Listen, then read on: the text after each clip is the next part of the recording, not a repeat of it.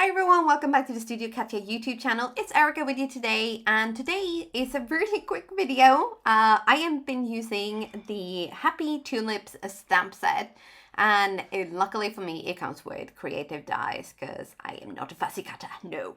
I have also used a new to me creative dies called Mini Slimline Set 1. So hopefully this means that there will be no more coming as well, but we are going to be stamping up this beautiful tulip, and then we are going to be using these markers and also another couple. I forgot to show those. Now, what I usually do when I color is I make myself a little color chart with the markers I'm going to be using. So I do this to make sure that I check my marker before I color with it, so in case I need to top it up, and also I think it's a good reminder to do this before I color, so I can see the colors I picked, they go together, they're gonna blend, etc, etc. So I almost always do this with before I color, and you might have noticed that with the R89 is that the chisel tip is actually dry. The pointed one is not, so I'm gonna be needing to do some maintenance on my Copic markers, but that is not that. That's for another day. Now, I wanted to make these really kind of like ombre, if that makes sense. I mean, I know tulips come in all sorts of colors and stuff, but I really wanted to have a really kind of deep red at the bottom and then like fade out to almost white at the top. So the way I do this is I start with my darkest color, and I add that to the bottom of the petal basically, or the top, depending on where I want the ombre to go. And then I take my next color and I go over almost the entire thing and then a little bit more. So I kind of drag that color up a little bit.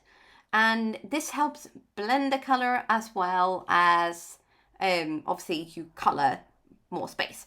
So the next color is R85, and then we're going to move on to R83, and we're going to do the same thing. So we're going to go over almost the entire coloring, so from the darkest to the lightest, well, as you know, the R83, just a little bit more, and then a little bit more, a little bit more, and then, you know, we're going to do this with all of our markers. So the next is R81, and then we're going to finish off with a little bit of RB00, just to kind of make it really, really light at the top. But I didn't actually go all the way to the top, so the white bits are actually not colored at all. And I will show you this in a close-up a little bit later on.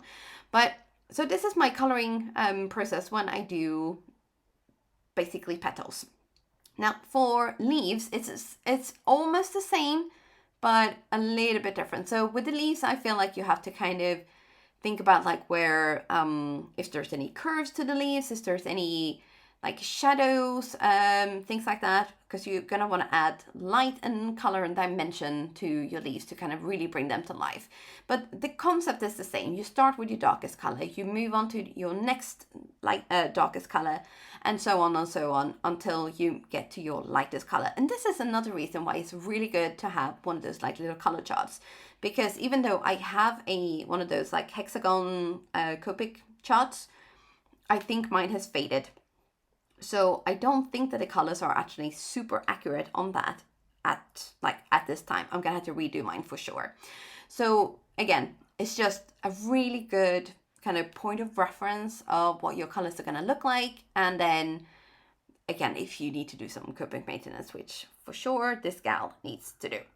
But we are now on YG01, and this is our lightest color, and this is just to kind of bring that sort of springy feel to tulips, because tulips are definitely spring colors, or spring flowers even, and just to really kind of help bring in that sort of, you know, dimension. That I love my dimension in my colors. Now I've used the creative die to cut that out, and I love the fact that there's like little holes in the bit there as well, so that it actually cuts out everything else. And then I have cut out the scalloped bit of the Mini Slimline Set 1 set. And this, I'm actually going to make this a bookmark. So I am going to be using this little stamp sentiment just for you. Stamp that up with some black ink. I'm going to make sure that I get it right where I need it to go. So I'm putting out my tulips just to measure And then we're going to pop those out because we don't want to get ink on those when they're finished.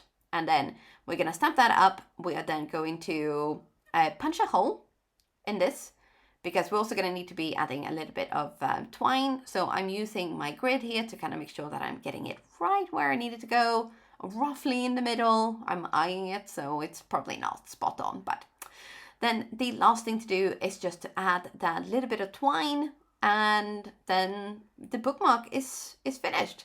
It is super, super simple.